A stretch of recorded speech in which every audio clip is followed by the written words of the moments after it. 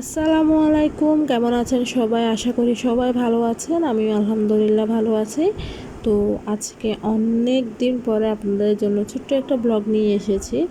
আসলে আমি এতদিন অনেক ব্যস্ত ছিলাম, প্লাস অসুস্থও ছিলাম। এজন্য আসলে ব্লগ দেওয়া হয় নাই। তো আলহামদুলিল্লাহ এখন সব কিছু ঠিক হয়ে গিয়েছে। তো ইনশাল্লাহ এখন থেকে আপনারা ব্লগ পাবেন।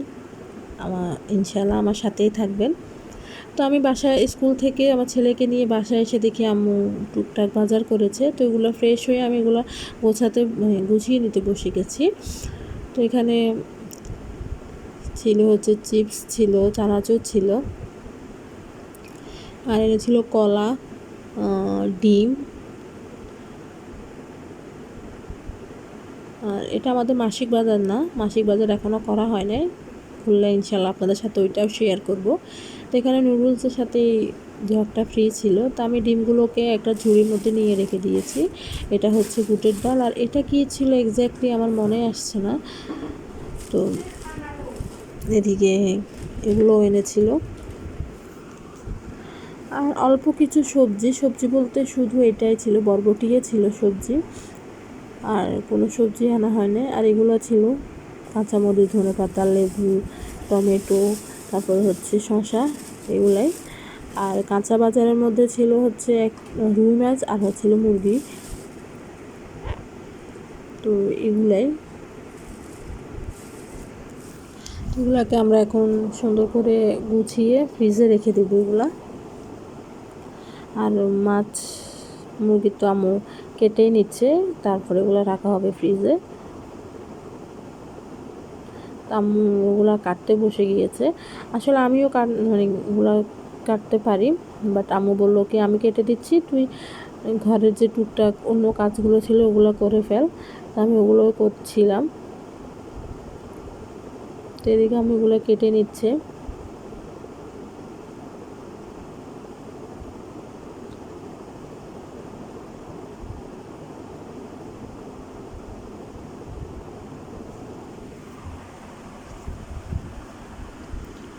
তো কাটাকুটা শেষ। তো আমি হচ্ছে এগুলা এখন একটু ক্লিন করে নেব। ক্লিন করে তারপরে এগুলোকে আমরা ফ্রিজে রাখবো।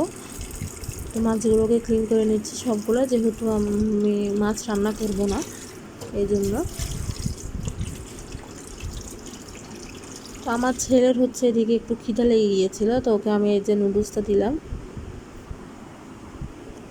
তো মুরগির মাংস আমি ক্লিন করে নিয়েছি, যেগুলো রান্না করব। আর এগুলো আসলে যেগুলো আমি ফ্রিজে রাখবো ওগুলো একটু ভালো করে পরিষ্কার করা হয়নি। জাস্ট এমনি একটু পরিষ্কার করে তারপরে পানি ঝরিয়ে ফ্রিজে রেখে দিব। রান্নার যে সময় রান্না করব ওই সময় তো বার করে আবার ওগুলোকে ক্লিন করতেই হবে।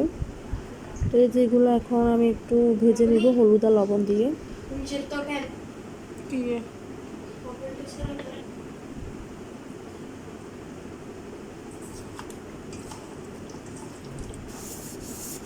তো সব কিছু ক্লিন করার পরে আমি সিঙ্কটাও একটু ক্লিন করে নিচ্ছি, যেহেতু মাছ আর মাংস ধোয়া হয়েছে, না হলে ওগুলোর একটু গন্ধ লাগতে পারে। এই জন্য আমি সিঙ্কটা একটু পরিষ্কার করে নিচ্ছি।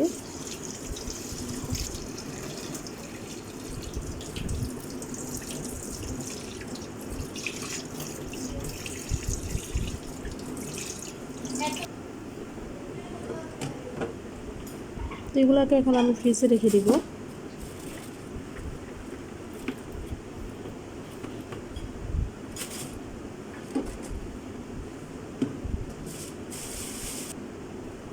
তো এখানে ছিল মাছ আর মাংসটা এখন আমরা ফ্রিজে রেখে দিচ্ছি।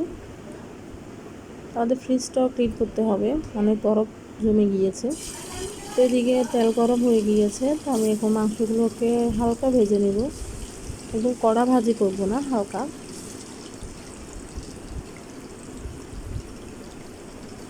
তো অন্যদিকে আমি হচ্ছে একটা বাটির মধ্যে সব মশলা একসাথে করে নিয়েছি।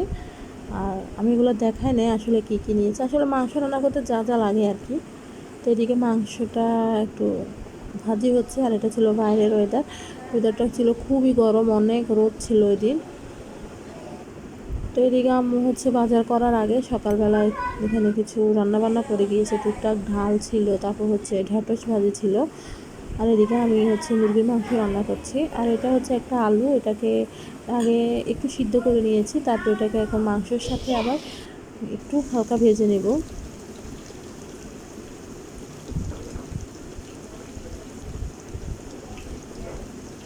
এই যে ভেজে নিচ্ছি।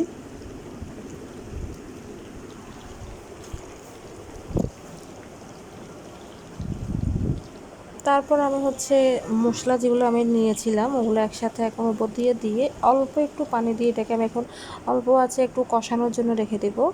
তো এই যে কষানোর শেষে আমি আর এটার মধ্যে এক্সট্রা কোনো পানি অ্যাড করবো না, জাস্ট এটার মধ্যে আমি এটাকে অল্প আছে একদম অল্প আছে রেখে নেড়ে নেড়ে মানে রান্না করে নিব। আর কোনো এক্সট্রা পানি দিব না, আর ঝোলও রাখবো না যেহেতু ডাল আছে, তো এই জন্য আর এক্সট্রা ঝোল রাখছি না।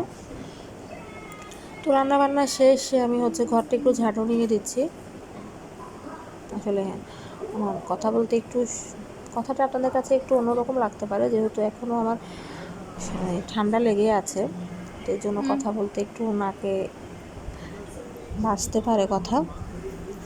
তো রান্নাবান্না শেষে নামাজ পড়ে গোসল করে তারপর হচ্ছে আমার ছেলেকে আগে খাইয়ে দিচ্ছি, যেহেতু এখনও নিজে হাতে খেতে পারে না, তো ওকে আগে খাইয়ে দেওয়া। তো খাওয়া শেষে আমরা সবাই খেতে বসে গিয়েছি। তো এটা ছিল আমাদের দুপুরের লাঞ্চ। তো এটা ছিল আমারটা। এখানে ছিল ঢেঁড়স ভাজি, মুরগির মাংস, আর ছিল আগের দিনের একটু তরকারি ছিল ওইটাই। তো আলহামদুলিল্লাহ অনেক মজা ছিল রান্নাগুলো।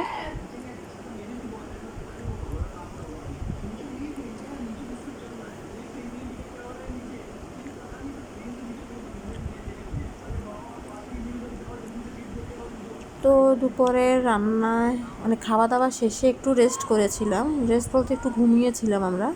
তারপর ঘুম থেকে উঠে একটু মানে এবার নামাজ পড়ে আমরা একটু ছাদে এসেছি আমার ছেলেকে নিয়ে।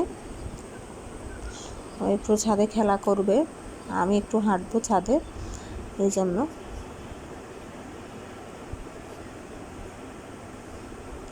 আসলে বাসায় থাকি এজন্য আর অতটা হাঁটাও হয় না, এজন্য বিকালবেলা একটু ছাদে এসে হাঁটি আর কি।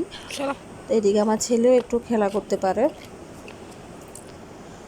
তো এই যে বাসায় এসে দেখি আম্মু হচ্ছে বুটগুলা আসলে ওগুলো সিদ্ধ করতে দিয়ে দিয়েছে, এটা সিদ্ধ হচ্ছে। আর এই ডালটা দিয়ে আমরা হচ্ছে পেঁয়াজু বানাবো।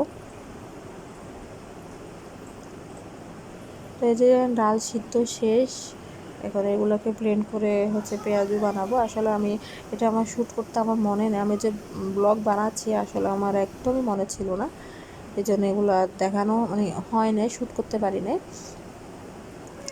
তো এই যে পেঁয়াজগুলোকে এখন আমি এরকম করে ভেজে নিচ্ছি অল্প আছে, যেহেতু আমরা একটু মচমচেরগুলো খাই পেঁয়াজু, এই জন্য এগুলোকে অল্প আছে আস্তে আস্তে করে ভেজে নেব।